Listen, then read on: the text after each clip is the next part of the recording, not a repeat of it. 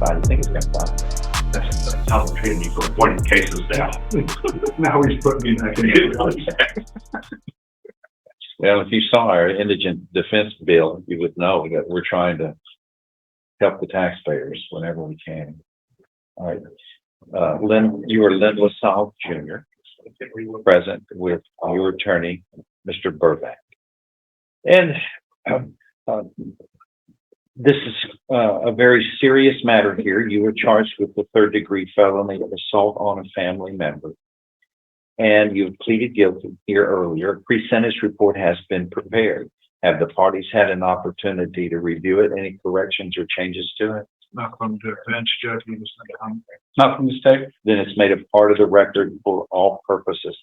A couple of things I'd like you to talk to that jump out, of course, is it's correct he would not be eligible for probation in front of a jury. That's correct. That's correct. And I'm looking at criminal mischief conviction.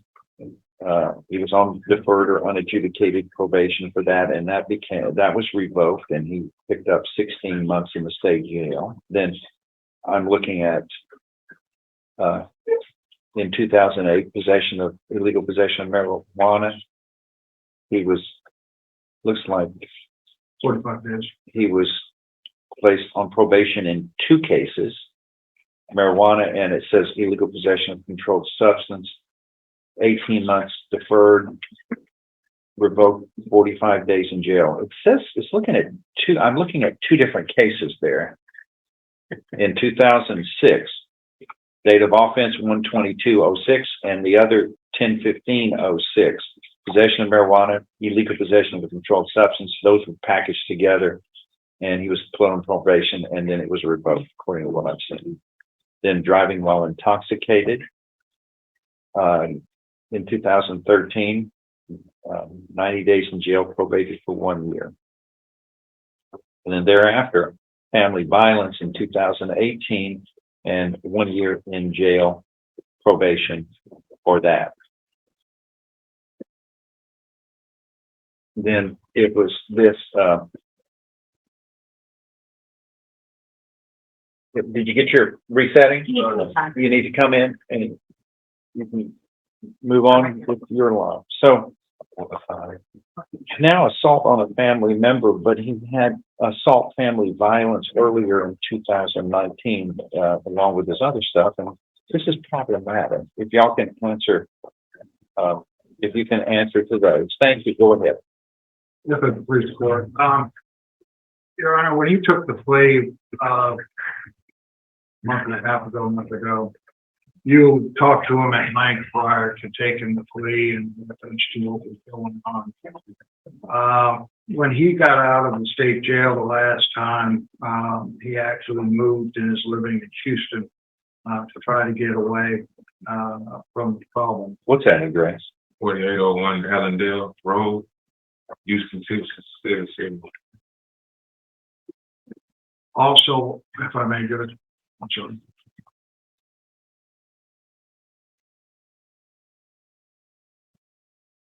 What's his name?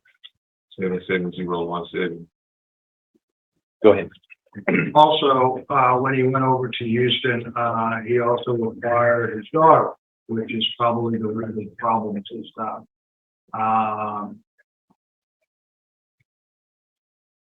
The mother and him at best, depends on what day it is, depends on who says what, but it gets kind of, I guess, combative.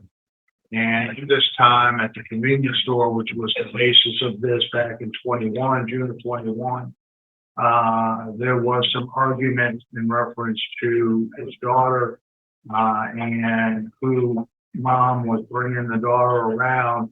But the solution to that was not to start a physical altercation, though he would readily admit to you that he does, and she can push his button and also kind of gets to him when he really shouldn't. I think that you talked to him about that a little bit when you took the plea, because as you said, to him was that the child basically is the only one, that, is in the middle of this and is the, I guess, the recipient of this isn't good. Yeah, I'm sorry, this is a good, This isn't good. is not, No, it's not good for a child to be in the middle of two parents that can't get along. He has asked and was upfront with the probation officer when he did the PSI that he does need anger management, would take the therapy because he needs to try to keep it under control. The one thing I have heard, though his past is the telltale sign, is that he does have a job now. He has been providing for his daughter, which is young. He also is providing for his older child with a job. As I said, he has removed himself from this area, trying not to be tempted or get in trouble again.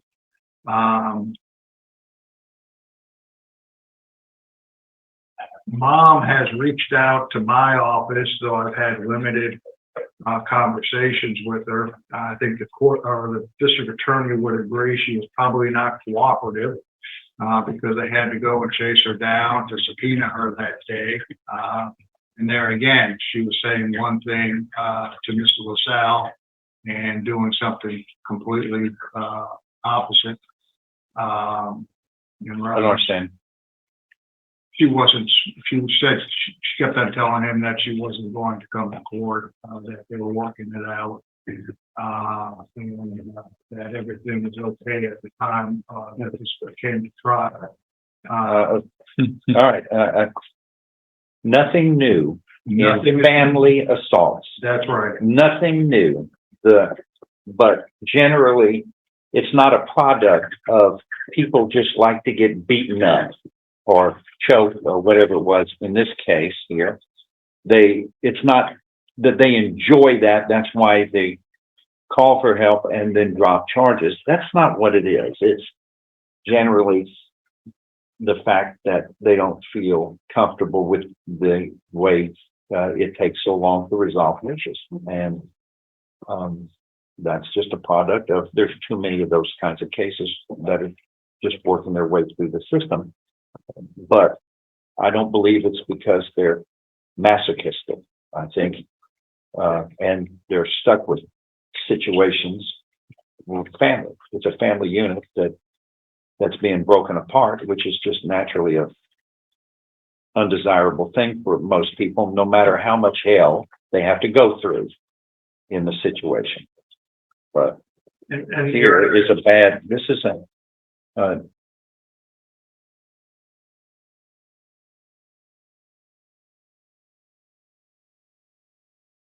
Yeah, I mean, once again, when you put your hands around somebody's throat and squeeze, there's only one thing that's intended to do: kill. To kill someone. That's what you're doing it for. There is no other reason to grab somebody with your hands around the neck and to squeeze, like is it occurred in this case, according to the probable cause affidavit. I can't imagine doing that to anybody. I've never done that in my life to anybody, but I can't imagine somebody I quote love and had children with, pledged life with. So quite naturally, you want to squeeze their neck. But hey, you admit it. You've got anger issues. It's clear in here.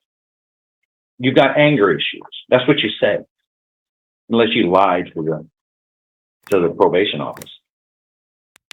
And Your Honor, even with this and him pleading, he still has custody of his daughter. He is still being the primary caregiver.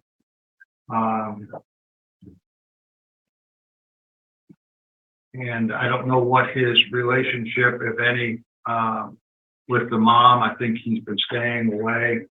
Well, because the court has ordered him to, but in reference to seeing the young girl.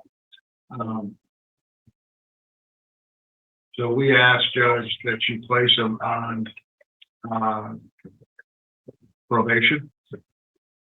I believe it's a third degree. Yeah. Probation could be for up to 10 years, as the court does. So deferred would not, it could be 10 over 10, or Can you explain, though? He received probation in 2019 for family violence, and this isn't his first rodeo in this regard. absolutely. And that's He why. didn't learn much, apparently. Well, and that's why, Judge, I told you that the chemistry between mother and father has come to this predicament. And that's the reason why he left and went to Houston to get away from it. Well, I guess that's why somebody invented divorce court. But there's a way of handling that, if you can't work your problems out, there is a way of handling it in a method that's not strangulation. They weren't married, Judge, and no one ever brought up the custody matter in court to try to get some orders and try to get some relief. You got a child, right? Together. No. You're out of here.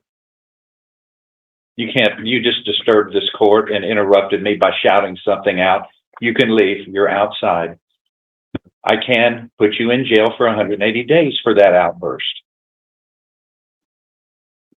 You can't control your emotions any better than that. I'm sorry, but you can't be interrupting the court with outbursts. Are they part of this? You don't even know them? I think that was just Was that a medical issue? I don't know what that was, but. Just find out if that's a medical issue that we need to attend to, because you just can't blurt things out like that.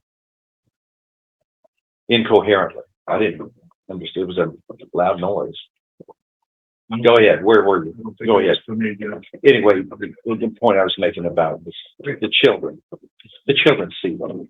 You don't think they're harmed forever? And that's the whole problem, Judge, is that it's this child that was put in the middle of something that she shouldn't have put in the middle of. And if you have any questions of Mr. LaSalle, Judge. No, I think the pre-sentence report is well written. What does state say? Problem we got with all this argument is the criminal mischief he was on probation for 2014 involved yet another woman. When he smashed up her car, yeah. It's just not being. And the way he treated the mother of his child this time by dragging her around by the hair, strangling her in the car, hitting her, pushing her around, doing everything out there in a public place. I don't think he needs to be out and around in the public. He needs to be locked up because he's been given chance after chance, and he seems to mess up on his probations since back in 2008 when he had probation, 2015 when he got probation. He's been revoked. He just doesn't get the rules, and evidently he knows he has an anger problem but doesn't do anything about it. And I just don't see anything really worth giving him probation out of the way he treats people and the way his criminal history is. So we'd ask for the 5 years. Your Honor, that whole incident involved the child. And the environment the child was in at the time or was visiting with. And yes, he handled it the wrong way. He admitted to the court. And yes, he's had problems with people before. But that's where he admits that, he needs to correct it. I think he's taken the first step in trying to get that corrected by getting out of the environment and keeping a job and providing for his child, which wasn't taken away from him based on this offense by the gone to court, as you alluded to, the divorce court.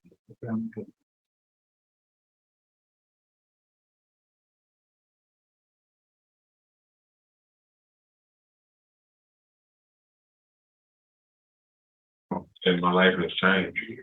I have to control my For the temper. better or for the worse? For the better, I have to control my temper around her because she's with me 24/7. I don't really do nothing. All I do is go to work and go home. Squeezing somebody's neck I made a and mistake choking in- someone. You can speak here and say, choking someone as many times as you have been through the system where you make a mistake, you're in front of someone and you've lost your control of your own life.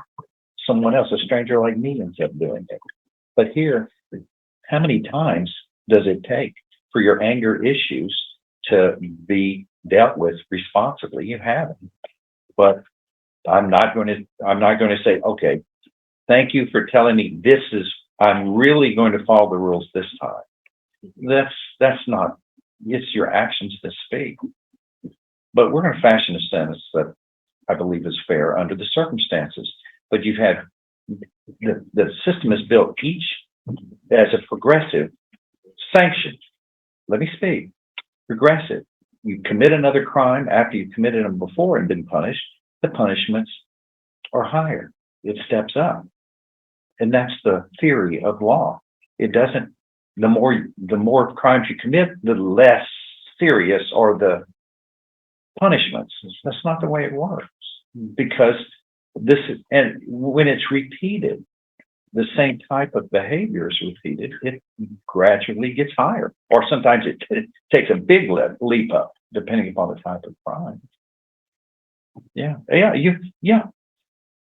Look, it's not all this hard. You're talking about people with children. All three of these, I know these people. And they don't get in trouble. But I know the way they do things is before they make a choice, they can look, it's not hard for them to look into their children's eyes and go, whatever I'm doing, if I'm going to make a stupid decision, it's going to hurt them worse than me. And I don't want to hurt my children. But that's the result of what happens when you're not thinking. And you've been through this before to have gone through the thought process of next time this happens, I've got to put my children first. You're number 3 in all of this. Like we all are. Our creator is 1, our family is 2, then we're 3. But you've all vaulted way above that. You keep putting yourself number 1 in your choices. Here you are. But you're going to pay for this somehow, and it's going to be a fair disposition. But I'm sorry for your children. That's who I'm sorry for. But I'm also sorry for the person whose neck you grabbed and squeezed. My goodness. Which again, the only reason you do that is with an intent to kill somebody, because that strangles somebody. There's no other reason to do that. Anyway, we get a resetting 2 weeks. Tierra Norman.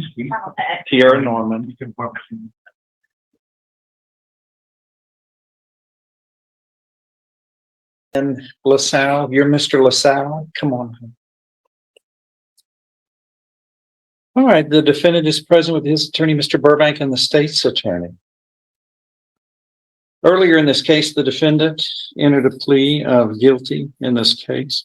A pre-sentence report was prepared. Have the parties had an opportunity to review it? And are there any corrections or changes to it? State? Nothing, state. And if then it's made a part of the record for all purposes.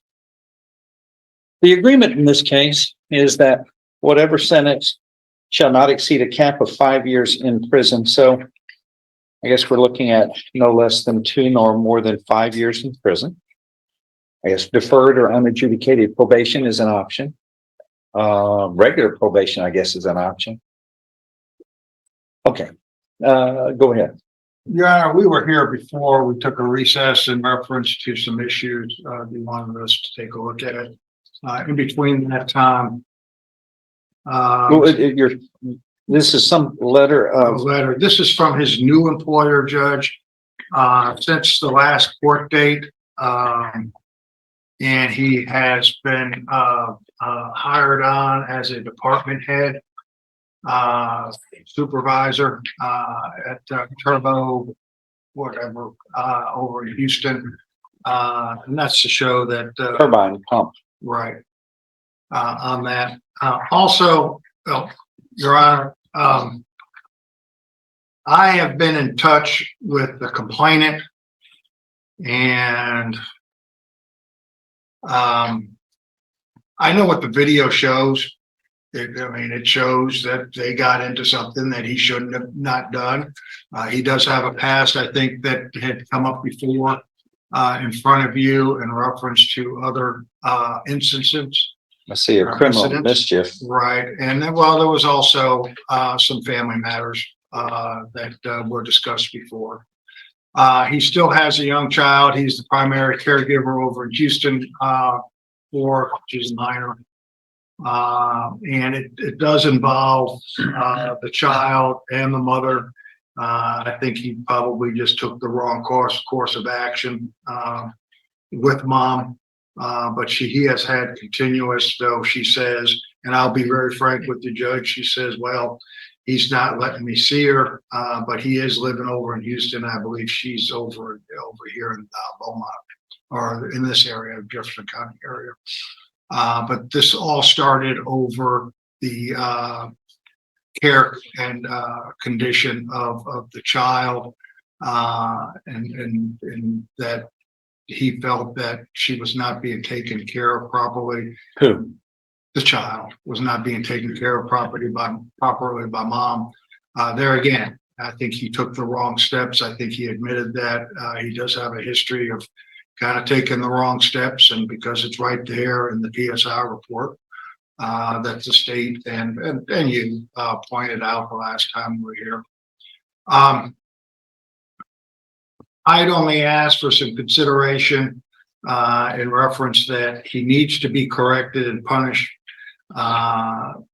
If he goes to TDC, there are more people than him that are going to be hurt, and specifically is the daughter or the child. He does have some other family members that, like today, are taking care of her. But he is the primary and has been taking care of the child. You do have the power of deferred and to review every couple of months or every 6 months or so, or weekends. You know, he is over in Houston, so you have to drive back here to Jefferson County. And then I think we did talk about shock probation, Judge. And it's my understanding, for the record, that because he has a prior state jail felony, but he would still be eligible for shock probation. Is that your understanding, Mike? Yes, sir. But I would just ask that you take it all in consideration. You know, he did what he did, and there's no getting around that. So if you have any questions of Mr. LaSalle, then I'd be more than happy to answer them, Judge. But I'll represent to the court after the last court hearing. I called mom at least once, maybe twice, and it wasn't what he did. It was, how am I going to get access to my daughter? That was the whole crux of it. And after advising her, and I will tell you that, well, maybe you should get an attorney or somebody to go on out and get a family court order, which they don't have. Maybe it would kind of correct some of this stuff. And I think it went through one ear and out the other. So The elephant in the room here.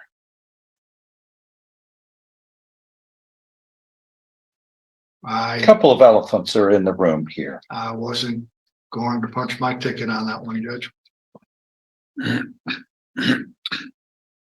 This isn't the first assault on this lady. You pleaded guilty, I presume, but you were convicted, placed on regular probation in 2019 for, let's see, assaulting Jacqueline Frank, the same complainant here. Let's see, by scratching her face with your hands, and at the time, there was a family member. And I'm looking here that the probable cause affidavit was again, let's see, it was communicating with the defendant, leaving work, advising him she was coming to get her daughter. LaSalle kept telling her he was bringing her, found LaSalle in the parking garage of the hospital. LaSalle appeared intoxicated, used his right arm to wrap around her neck and telling her to shut up. Then let her go. She attempted to grab her child. He began to claw at her face and eyes, kept swinging at her with his fists, but missed due to his intoxication. The complainant had a large bleeding scratch on her right lower arm and also multiple red marks and slight bruising on her face and neck. Her mouth was bleeding from a scratch on the inside, but wasn't aware where the blood was coming from. Okay, so a big deal was made about this. You come into court with a bunch of strangers who now enter into your personal lives because you aren't acting responsible and peaceful. Are you married to this lady? Yes, sir. Okay, well, And if I may, sometimes Judge, for one thing, and when all this happens, which has happened several times, this is what was presented. This is from her, and here, that's a mistake. I don't understand why well, because we all know what happens is, and it happens in this kind of relationship, and it never happens from the male's point. It's always the woman, but the woman's kind of stuck in a situation. I sympathize with them. I've been in a relationship for 40 plus years, and you have good times, bad times, great times, actually. But in difficult times, it's worked out responsibly. I don't go scratching and punching and threatening. And some of these people are put in an environment, they're victimized to where they really don't have, that they want a relationship that's peaceful. But you make this a living hell for this poor lady. So we made a big deal about it. You were put on probation. And here you are. Let's see. Didn't take very long. You were placed on probation for a year in 2019. So I guess you were released in 2020. So let's jump ahead to June of 21. A year later, opens her vehicle, grasps her by the throat with both hands, throws her keys on the ground, grasps her by the hair, drags her, causing her to scrape her arms and legs. Well, that almost seems familiar. Held her down in the parking lot by applying pressure to the back of her head, causing injury to her face. Hold on, though. Where's the child during this? Right there at the scene? I'm sorry. Let's see. Beating the truck and shouting at their daughter.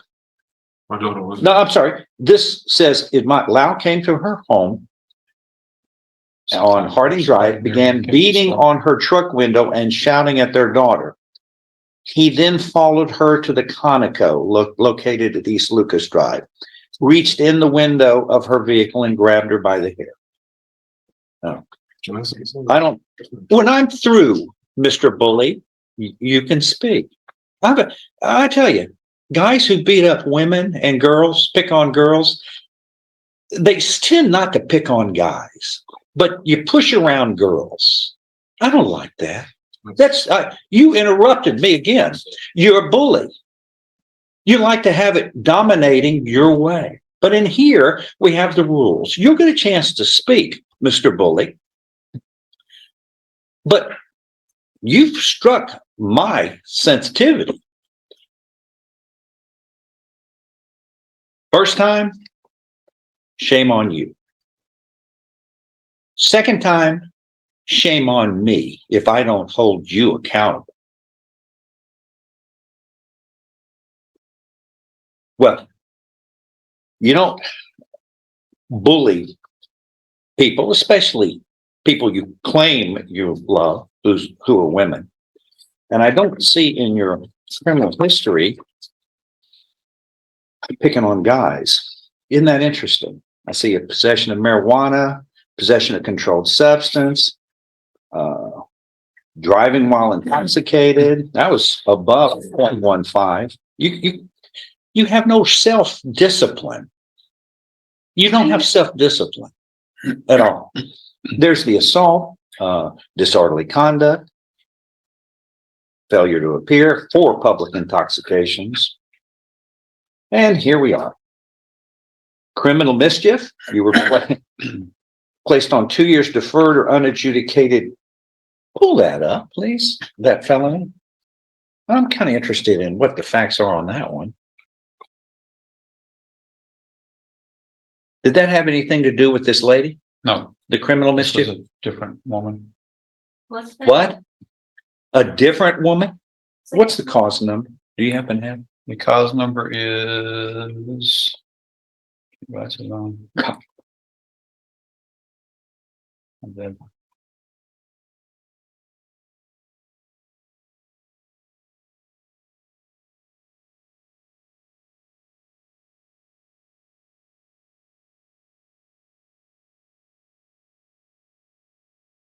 Two 1668, so it'd have been. That was a state jail, wasn't it? Yes, sir.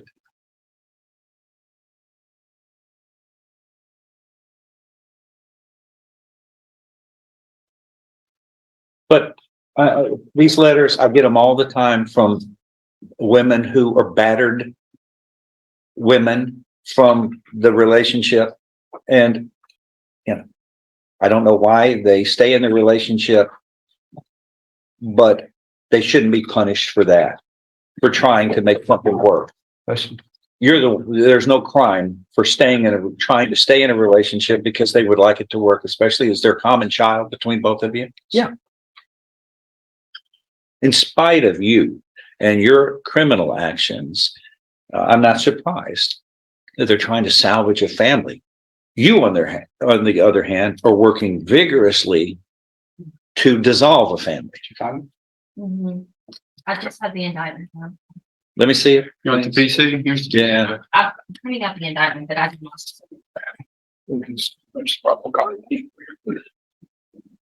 It's like,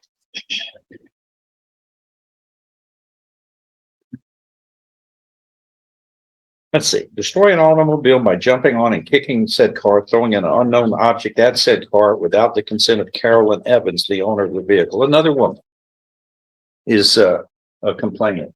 Another girl.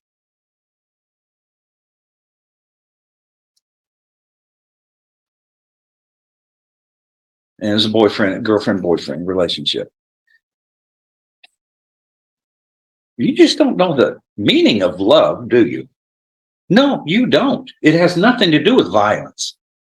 But this is the third female that you are in a relationship with that you've assaulted or was involved in assaulting your property.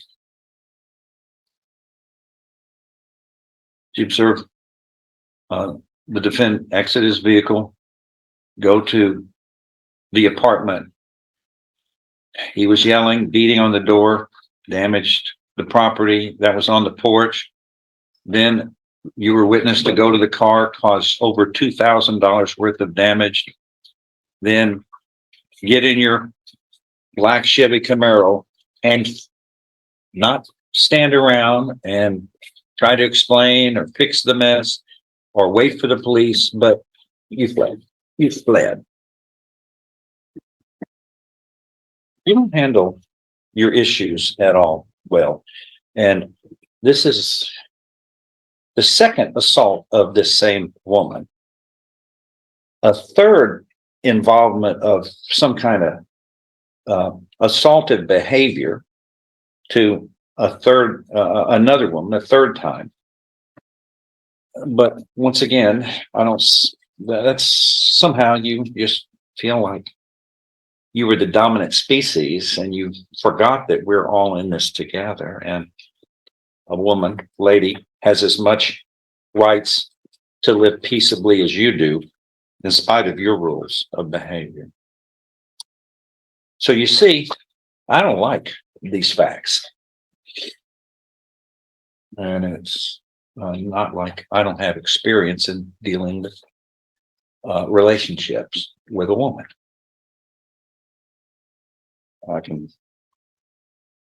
You work things out, but you don't damage their property. You don't scratch their face. You don't grab them by the throat with your both hands and by the hair and drag them. So, anything you want to say? I apologize for everything that I've done, but How do you take it back? How do you fix it?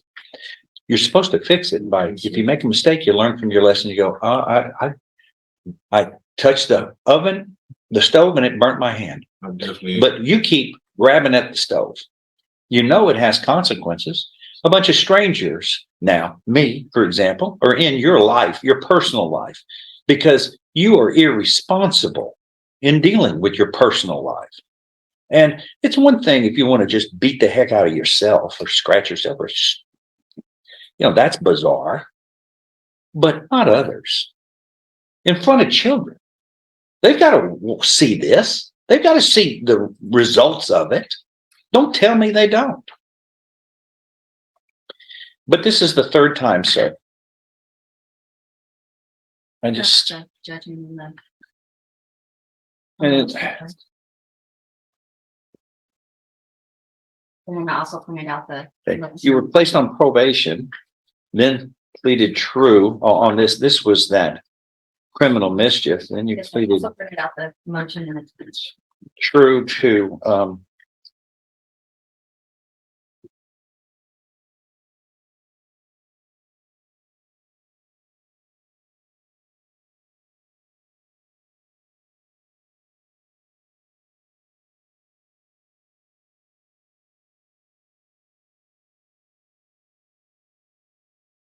some violations that resulted in of probation. So you've been on probation twice, right? Yes, sir.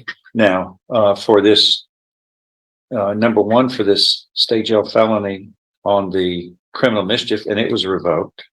And then you were sentenced to 16 months in the state jail. Then this assault family violence.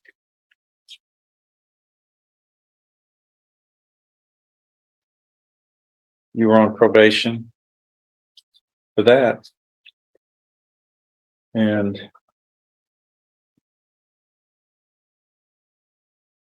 it doesn't look like you were probation for 1 year. That doesn't look like it was revoked. No, sir. And then, so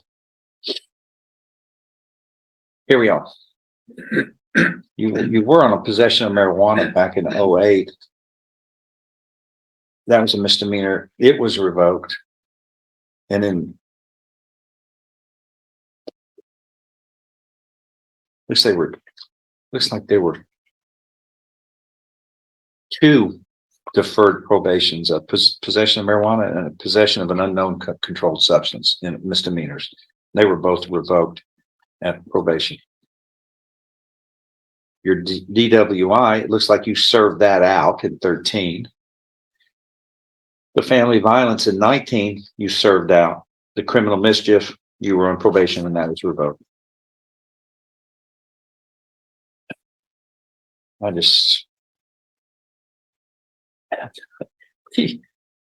We just kind of run out of chances, don't we? When you're doing the same thing or similar. What state say? Judge, due to the limited injuries on the victim, I put a cap of 5 years on this. Would recommend the 5 year. I don't think I need to argue anything more. You've kind of covered all the bases. Or anything else? Any rebuttal to that? No, Judge, I mean, there's no argument with what you said. no argument with what the state said. He does have a pass. Well, this is the present. Well, in the present, and then you could kind of see with the complainant, I don't understand her. Which, well, but we see this, they're made to feel like they're the bad person. I know how that works. It's a twist, but the grand jury didn't indict her. They indicted you. But even with all this, Judge, she still didn't take any steps to get her child back.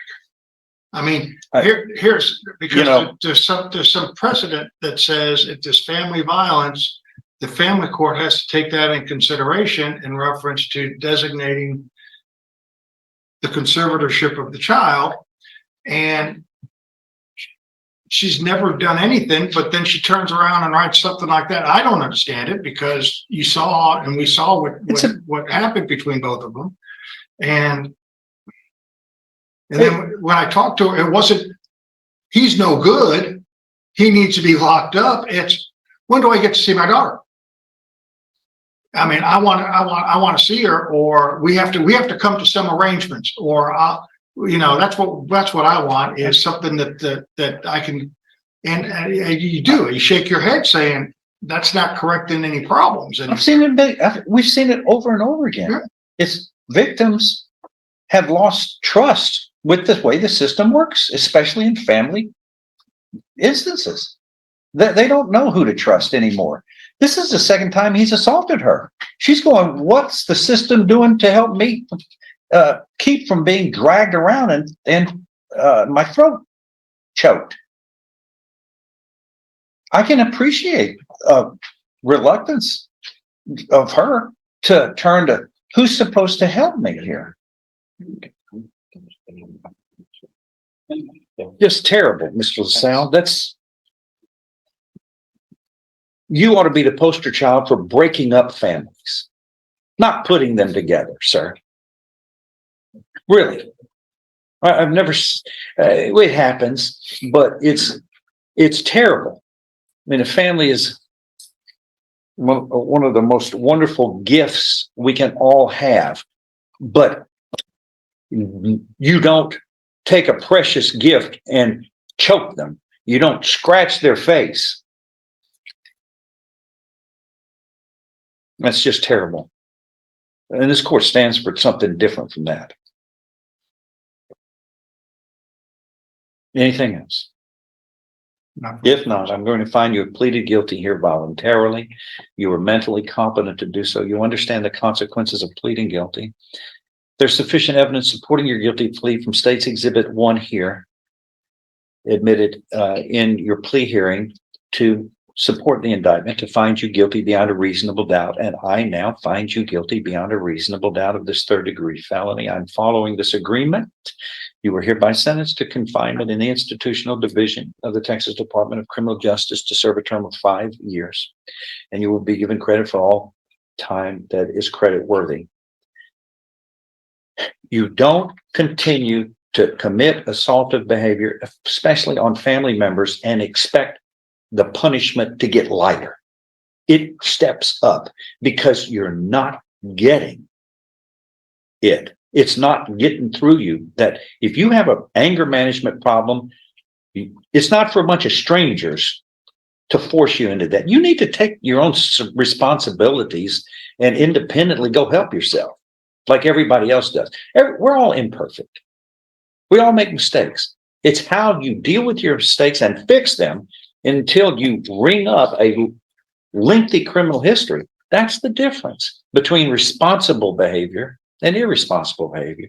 You have handled relationships irresponsibly, and a family, families are very important. I do all I can to try to keep them in a unit, but this is like a concentration camp, the way you handled your responsibilities.